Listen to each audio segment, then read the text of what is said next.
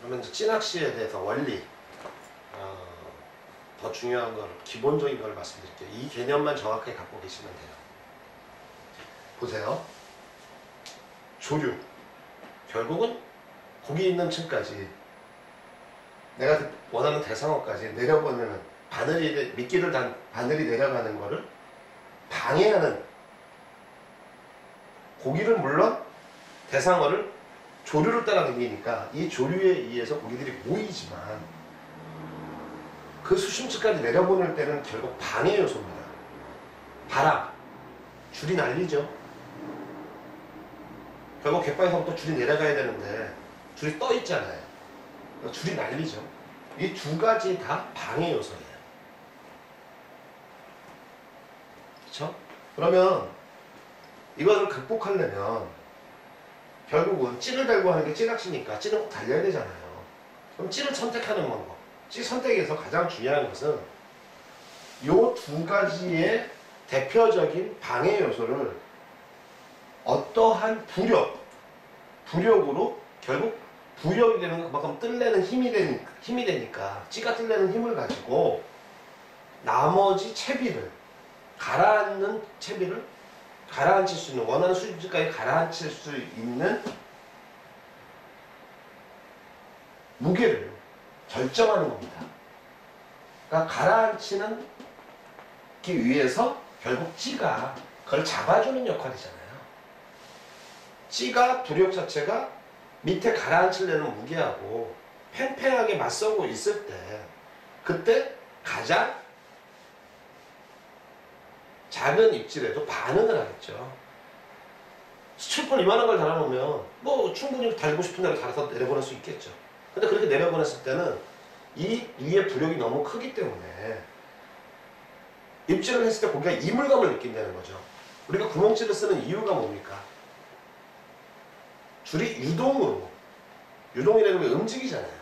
움직임을 하기 위해서 채비 투척이나 뭐가 할 때는 바늘 가까이 붙고 던져서 할 때는 수심까지 쭉 해서 흘러내려 보낼 수 있는 유동이 되는 다양한 수심층을 탐색할 수 있는 장점도 있고, 또 하나는 곧 유동이다 보니까 입질했을 때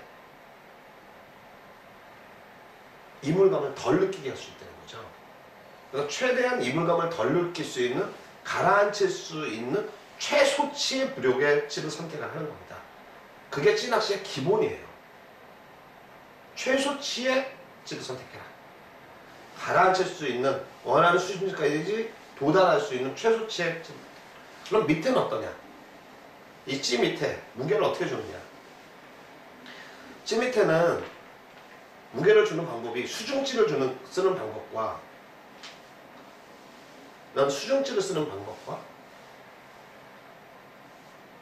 수중뽕돌을 쓰는 방법이 있어요. 이 수중뽕돌은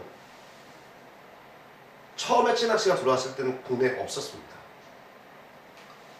그때는 흑단목은 비중이 너무 높아서 나무임에도 불구하고 물에 천천히 가라앉는, 물에 뜨지 않고 물에 가라앉는 목재가 흑단목이에요. 그 흑단목으로 만든 수중찌가 대세를 이룰 때예요. 근데 국내에서는 일본의 그 문화를 받아들였지만, 찌낚시 문화를, 일본 사람들은 감성돔 낚시가 아니고 거의 대부분 대상어를 뱅에돔으로 잡기 때문에 조류가 좀 세도 그 사람들은 수심을 한 5m 층에서 입질을 받아요. 부상을 시켜서. 근데 우리는 10m, 12m 바닥권을 노려야 된다는 얘기죠. 그러다 보니까 일본에서 사용하는 찌의 한계를 느꼈던 거예요. 그래서 국내에서는 수중찌도 조류 타는 기능은 가지고 가되 부력 자체는 좀 더 무겁게 만들자. 그래서 요즘은 거의 흑단목으로 되어 있는 수중찌보다는 싸고 이런 사출찌 위주로 많이 사용을 하죠. 수중찌를. 그리고 수중뽕돌은, 이거는 제 낚시를 저한테 가르쳐준 저희 사부가 처음으로 고안을 해낸 거예요. 그러니까 이 황동뽕돌을 처음으로 양산을 해냈고, 네. 이 수중뽕돌은 그거보다 더 조류가 세고 빨리 직공으로 공략을 하고 싶을 때 그때 사용을 했던 거예요. 근데 지금도 똑같습니다. 상황은 잡어가 많다든지 이런 생각지 못했던 바람과 조류하고 상관없이 잡어가 너무 많다. 그럴 때는 빨리 속공으로 채비가 조금 자연스러움이 떨어지더라도 잡어에 의해서 빈 바늘이 내려가는 것보다는 원하는 수심층에 빨리 도달을 시켜야 되겠다. 이럴 때는 이런 수중공돌을 써서 낚시를 하는 경우도 많습니다. 그러니까 채비에 신경을 쓰지 마시고 채비를 내려보내기 위해서 방해되는 요소가 뭐냐? 조류, 바람, 잡어 그 순서대로 생각을 하시고 채비를 머릿속으로 정렬을 하신 다음에 찌를 선택하시는 것이 제일 기본이에요. 이게 뭐 몇 그램 나간다, 뭐 이게 무슨 부력이 얼마나 되고 뭐 무게가 얼마나 된다 외우실 필요 없습니다. 그리고 또 하나는 하루에도 물때가 오늘 2물이다, 3물이다.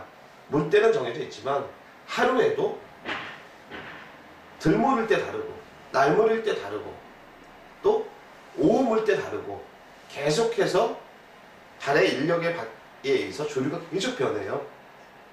그때마다 외워 갖고 가는 채비를 어떻게 하겠습니까? 아까 물때가 점점 세지는 물때다. 근데 오후 되니까 물발이 더 세졌다. 그럴 때는 뭐냐면 오전에서 히트를 쳤지만 그거보다 좀 더 부력이 크고 무게를 좀 더 달 수 있는 그런 채비를 교환을 해주셔야 돼요. 하루에 보통 찌낚시를 하는 경우에는 저 같은 경우에는 많이 채비를 교환할 때는 10번 이상 교환을 합니다. 안 되는 채비로 낚싯대만 들고 있고 아무 소용없어요. 밑밥을 계속 쳐주는 상태에서 계속해서 채비 교환을 해주시는 게, 그리고 내가 히트시켰다. 내가 생각한 대로 바다 상황이 맞아떨어졌다. 그게 또 찌낚시의 매력이니까요. 다음 순서에는 또 찌낚시에 대해서 조금 더 세밀한 부분에 대해서 말씀드리도록 하겠습니다.